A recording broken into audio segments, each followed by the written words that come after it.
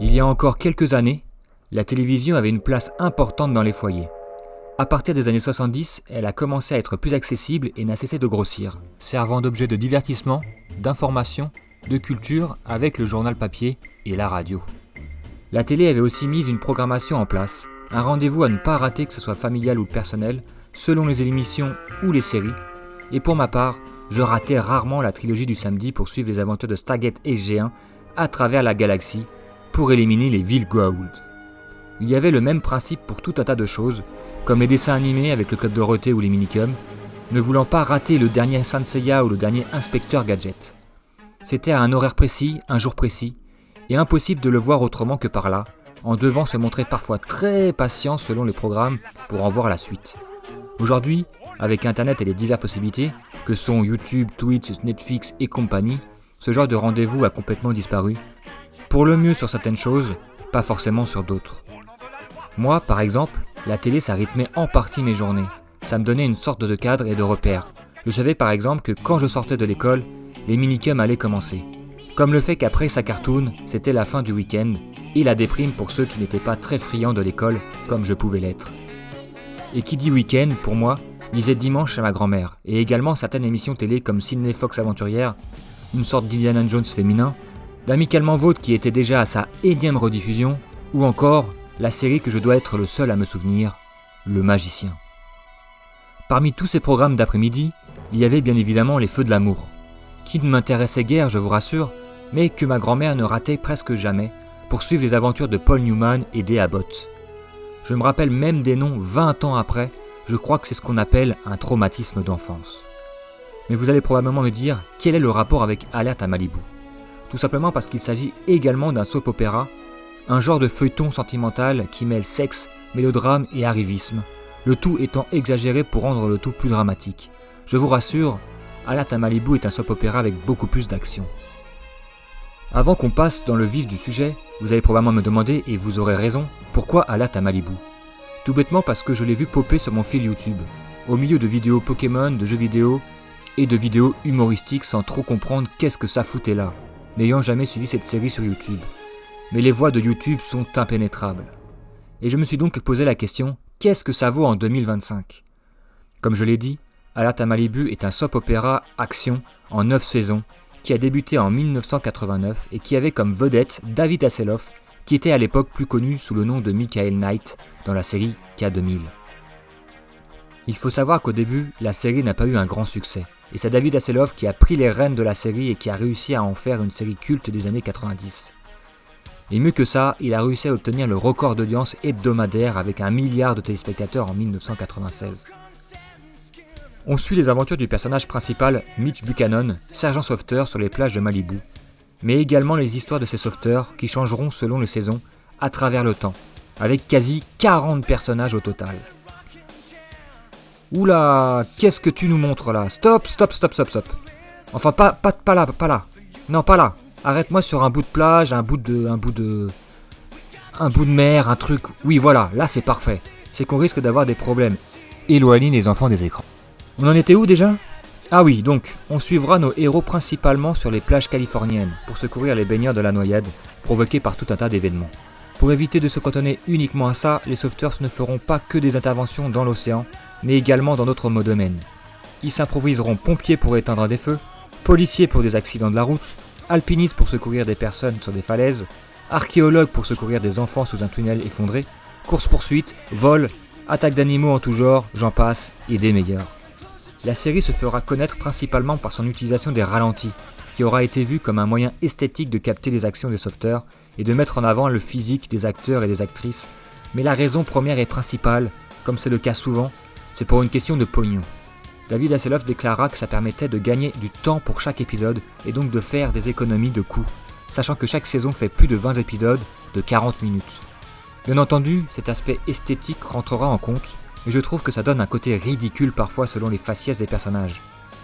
Mais aussi un côté kitsch en 2025. Peut-être que ça aurait été préférable pour que la série vieillisse mieux, mais c'est en partie grâce à ces ralentis que la série a autant marqué. Elle aura aussi marqué les esprits par ce maillot rouge emblématique de la série qui mettra forcément les formes des acteurs et des actrices en avant, avec grosse poitrine, tablette de chocolat et compagnie. Alerte à Malibu sera critiquée, et à juste titre, pour des scénarios parfois bancals, un peu tirés par les cheveux, la répétitivité des actions notamment avec 42 attaques de requins ou 30 explosions de bateaux en 9 saisons, un manque de cohérence mais également sur un jeu d'acteurs assez disparate entre les personnages. La série sera également critiquée pour son sexisme envers les femmes, mais je dirais que la série utilise beaucoup de stéréotypes bien caricaturales, que ça soit chez les hommes ou chez les femmes, et les mecs en prennent pour leur grade également. La seule différence, c'est que le corps féminin sera mis un peu plus en avant, mais ne vous inquiétez pas mesdames, il y en a aussi pour vous. Regardez-moi ce bel étalon là. On en mangerait, n'est-ce pas? Enfin, pas moi, je ne suis pas de ce bord-là, en tout cas, aux dernières nouvelles.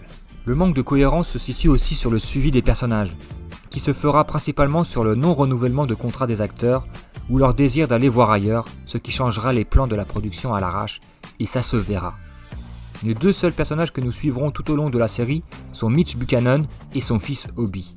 Tous les autres disparaîtront au fur et à mesure, certains meurent pendant leur service, sauveteur un jour, sauveteur toujours, d'autres partant pour X ou Y raison, que ce soit pour un changement de carrière ou pour voir d'autres horizons.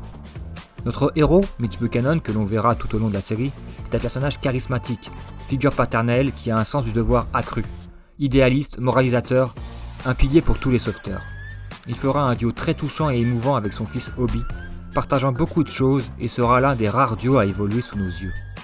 Les histoires d'amour de Mitch, malheureusement, se résument à Petite Copine 1, puis 2, puis 3, puis 4, on revient à la première, passe ensuite à la 5e, et ainsi de suite, assez chaotique, pas dans le relationnel du personnage, mais pour des questions d'actrice présente. Dans les 2 premières saisons, nous suivrons principalement Eddie, un jeune sauveteur qui a eu un passé difficile sans parents, qui a donc fait des conneries mais veut évoluer et devenir sauveteur. L'un des personnages, si ce n'est le personnage le plus attachant en dehors de notre mythe national, à la fois touchant, le chevalier au grand cœur, qui n'hésite pas à intervenir, il n'a pas froid aux yeux.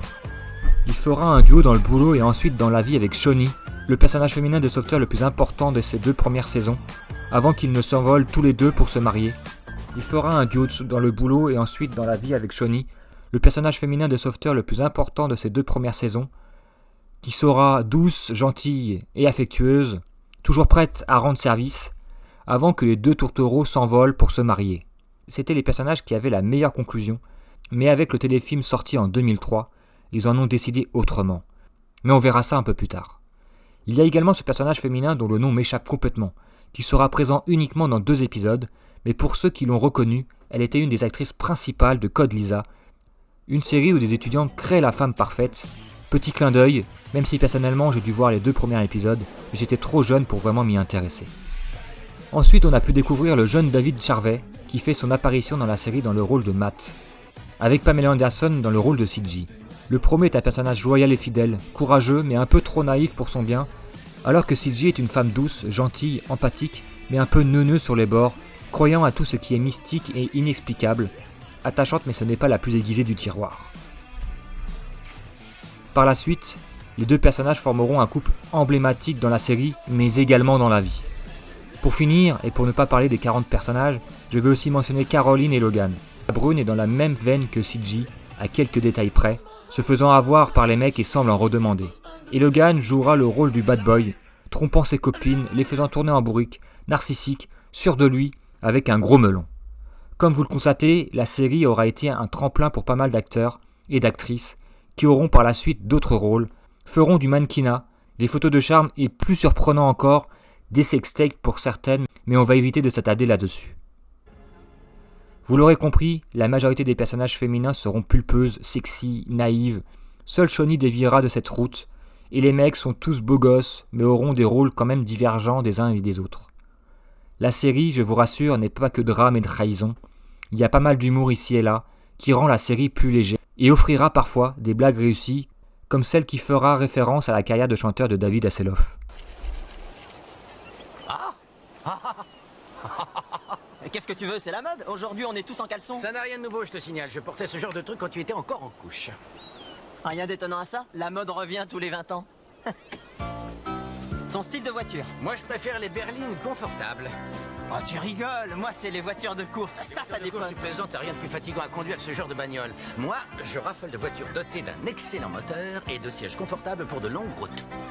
Content de te revoir parmi nous. Content d'être là. Ton meilleur guitariste solo? Carlos Santana, sans la moindre hésitation. Ah non, je suis pas d'accord. Moi, c'est Slash, de Guns N' Roses. Sans discuter. Le meilleur chanteur de tous les temps? Oh, quelle question? David Hasselhoff, bien sûr. Oh, il est surtout connu en Europe. Un bon conseil, Mitch. Viens pas jouer sur ma balle. Qu'est-ce que j'allais dire? La manière dont tu contrôles On ton peut cerf. également critiquer sur le montage de certains épisodes, où on voit les ficelles en arrière-plan, que ça soit des caméras non dissimulées ou un départ de feu qui n'est pas dans le bon timing. Même si la série a ses défauts, et 9 saisons c'est beaucoup trop pour ce genre de série, qui souffrira de répétitivité, que ça soit dans l'action, dans les relations ou dans les histoires d'amour, on tourne vraiment beaucoup en rond.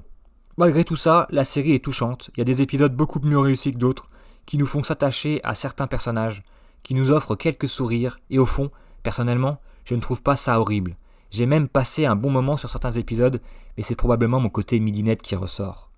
C'est une série avec une narration simple, des scénarios peu complexes, facile à regarder sans prise de tête, on pose comme on dit son cerveau. Je vous préviens, spoiler en approche sur ce que deviennent les personnages. La série se termine par un téléfilm d'1h30 et on connaît donc la fin pour certains d'entre eux.